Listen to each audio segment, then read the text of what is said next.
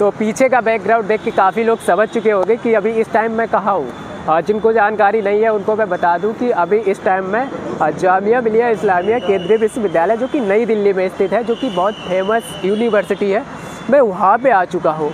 और मैं एक छोटा सा सवाल लेके आया था कि पूरे देश के कोने कोने के छात्र यहाँ पे पढ़ाई करने आते हैं, तो उनकी राय जानने का सवाल ये था कि जो शिक्षण व्यवस्था है उस पर जनसंचार का क्या महत्व है। तो उस चीज़ को अपनी राय देने से पहले मैं छात्रों की राय लेना चाहता हूँ। चलो दिखाते हैं आपको।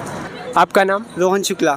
किस डिपार्टमेंट से? BA honours mass media. आपसे एक छोटा सा सवाल था, जो शिक्षा व्यवस्था है उस पर जनसंचार का क्या महत्व है? आप अपना किस नज़र से आप देखते हैं जनसंचार को? जनसंचार ने शिक्षा व्यवस्था में एक आंदोलन ला दिया। जैसे हम कोविड के बाद देखें, कोविड से अगर पहले देखें तो लोगों को इतना नहीं पता था। UPSC की तैयारी के लिए लोग यहाँ दिल्ली आके मुखर्जी नगर फेमस था, पर ऑनलाइन जैसे हुआ कोविड के बाद से आसानी से चीज़ें सामग्री उपलब्ध होने लग गई। लोग घर बैठे अपनी तैयारी कर रहे हैं। गांव-गांव में लोग सोशल मीडिया के जरिए ऑनलाइन तैयारी कर रहे हैं, तो ये सकारात्मक प्रभाव था। Thank you. आपका नाम? मेरा नाम निशांत था। किस डिपार्टमेंट से हैं आप? मैं PG diploma in Hindi journalism कर रहा हूँ। आपसे मेरा एक छोटा सा सवाल था जिसका मुझे उम्मीद है कि आप जवाब बेहतर ही देंगे। शिक्षा व्यवस्था में जनसंचार का क्या महत्व है? आपको क्या लगता है कि शिक्षा व्यवस्था जो चल रहा है उसमें जनसंचार का क्या महत्व है? जी देखिए, जो शिक्षा व्यवस्था है, जो सिस्टम है हम लोग का पढ़ाई का, ये इसमें जैसे कोविड टाइम आया, हाँ, उस वक्त लोग कट गए फिजिकल क्लासेस से। तो जो भी भौतिक कक्षाएं चलती थी, जब लोग अपने कक्षाओं में बैठ के अपने शिक्षकों से पढ़ते थे, ये चीज़ें कम हो गई। और जब ये इस स्तर तक कोविड पहुंच गया कि ये बंद करने के कगार पे आ गया, तो कब तक बंद किया जा सकता था? 2-4 महीने से अधिक। हाँ। तो उस वक्त बहुत तेज़ी से हमने देखा कि जूम और गूगल मीट, इस जैसे बहुत सारे प्लेटफॉर्म्स का उभार हुआ और क्लासेस ऑनलाइन चलनी शुरू हुई। हम इस नज़रिए से देखें, एक नज़रिए से उसको हम देखें, फिर एक तरीके से वहाँ पे mass communication as a conventional definition वहाँ पे स्थापित हुई। एक शिक्षक अपनी बात कह रहा है और सुनने वाले बहुत सारे लोग सुन रहे हैं। यूट्यूब पे क्लासेस शुरू हो गई। उसके बाद से आप देखें तो यूट्यूब के क्लासेस में, यूट्यूब से जो पढ़ाई होती है वो छोटी से छोटी, अब टाइपिंग की क्लासेस से लेकर के आपके किसी एडिटिंग क्लासेस या फिर फोटो एडिटिंग क्लासेस या फिर या आपके कोडिंग क्लासेस भी अब ऑनलाइन चल रही हैं, यूट्यूब से चल रही हैं। आप उसमें देखते हैं यूट्यूब से शिक्षक जो होता है वो लेक्चर देता है और सुनने वाले हज़ारों और लाखों उसके स्टूडेंट्स उस लेक्चर को देखते हैं। सारे छात्र देख के प्रतिक्रियाएँ भी देते हैं। हाँ, तो एक तरीके से पूरा कम्युनिकेशन का साइकिल घूम जाता है। लेकिन आप देखें तो शिक्षा व्यवस्था, जनसंचार में कोविड और उसके बाद, अब तो कोविड ख़त्म हो चुका है, उसके बाद भी एक क्रांति के तौर पे, क्रांति ही बोलेंगे इसे, क्रांति के तौर पे, क्रांति की तरह आई और पढ़ाई को बहुत आसान बना दिया। उन क्षेत्रों में भी जहाँ पर बच्चों का स्कूल जाना संभव नहीं था, तमाम कारणों से घर बैठे लोग इंटरनेट कनेक्शन लेके और छोटे मोटे जतन करके खूब बहुत। आपका नाम? मेरा नाम हिमांशु दुबे है और मैं आप किस डिपार्टमेंट से हैं? BA mass media Hindi. आपसे एक छोटा सा सवाल है और मुझे उम्मीद है कि आप बेहतर जवाब देंगे।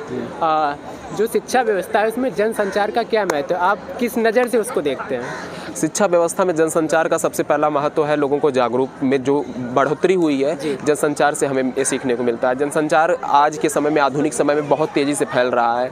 अगर आज के 10 साल पहले की बात करें तो जो जागरूकता थी लोगों को बहुत धीरे पहुंचती थी, लेकिन बहुत धीरे पहुंचती थी। आज के समय में जनसंचार की वजह से रेडियो, टेलीविज़न जैसे इंटरनेट, डाटा शेयरिंग का मैटर जो है, यानी एक स्थान से दूसरे स्थान तक पहुंचाने में जो आसानी हुई है वह बहुत तेज़ी से बढ़ा है, जिससे हर एक वर्ग के लोगों तक हर एक संदेश पहुंच जाता है और दूर दराज के क्षेत्रों में भी हम संचार के माध्यम से पहुंचा सकते हैं। हाल ही में कोरोना आया था, कोविड के समय में सब कुछ बंद हो गया था। आज जनसंचार के माध्यम अगर न रहे होते, अगर हमारे पास कंप्यूटर नहीं रहा होता, लैपटॉप नहीं रहा होता, इंटरनेट इतना फास्ट नहीं रहा होता, तो जो शिक्षा एक जगह बैठ कर एक स्टूडियो से और दूर दराज के क्षेत्रों में हम बांटे हैं वो नहीं हो पाता। सबसे बड़ी बात यही है कि हम शिक्षा को भी ऑनलाइन के तहत और संचार के तहत एक दूसरे तक पहुंचा सकते हैं। आपसे बात करके बहुत अच्छा। सबसे Thank- पहले मैं आपके नाम से शुरुआत करता हूँ। मेरा नाम तरुण श्रीवास्तव है और आपका डिपार्टमेंट। मेरा हिंदी डिपार्टमेंट है।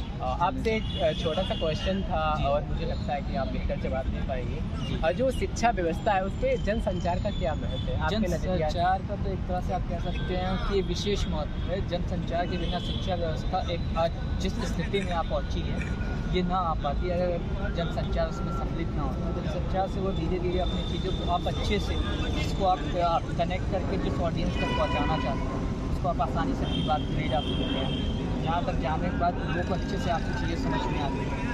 ये स्टूडेंट के लिए भी काफ़ी बेनिफिट होता है। इससे स्टूडेंट अच्छे से चीज़ों को समझ सकते हैं। एक बार में कई सारे स्टूडेंट इस चीज़ को समझ जाते हैं और वो ज़्यादा टीचर या फिर जो है ज़्यादा लोगों की आवश्यकता नहीं पड़ती है और मास लेवल पे लोगों को संदेश जाता है। तो एक तरह से वो बहुत इम्पोर्टेंट है। आपका नाम?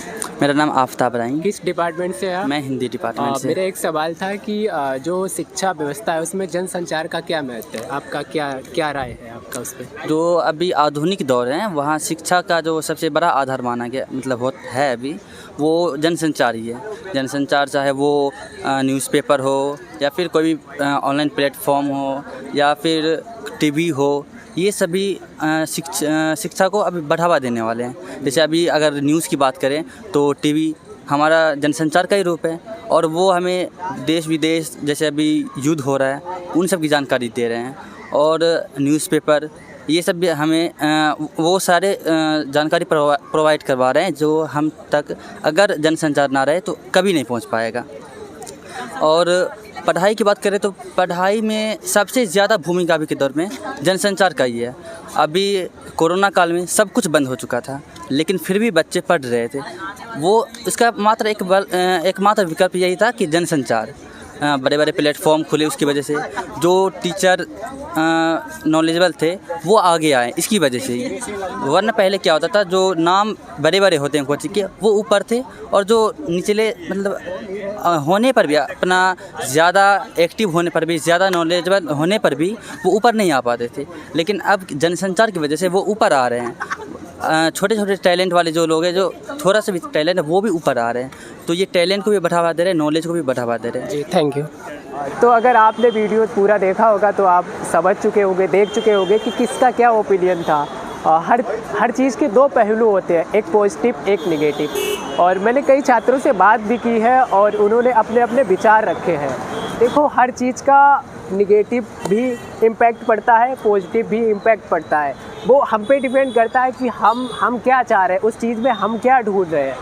तो हमें लगता है कि जैसा मैंने छात्रों से बात की है उनके हिसाब से और मेरे हिसाब से हमें लगता है कि जनसंचार माध्यम से शिक्षा को काफ़ी बढ़ावा मिला है। तो ये एक बेहतर चीज़ है। तो आज के लिए बस इतना ही, मिलते हैं अगले वीडियो में। तब तक के लिए धन्यवाद, अपना ख्याल रखें।